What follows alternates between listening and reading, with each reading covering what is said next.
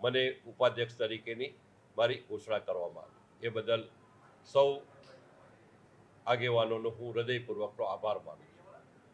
આવનારા દિવસોમાં ગુજરાત એટલે વિકાસની રાજનીતિ અને ગુજરાત સમગ્ર દેશ અને દુનિયામાં અગ્રસર રહે તે માટે આપણી વિધાનસભા એક સુચારુ રૂપથી ચાલે, ગૃહ સારી રીતે ચાલે, બધા સદસ્યો ગુજરાતના વિકાસ માટે, ગુજરાતના નાગરિકો માટે, ગુજરાતની અંદર લોક કલ્યાણના કામો માટે સૌ કોઈ આગળ આવે અને પોતાનું મંતવ્ય રજૂ કરે અને સુચારુ રૂપથી આ ગૃહ ચાલે, એના માટે અમે કટિબદ્ધ છીએ।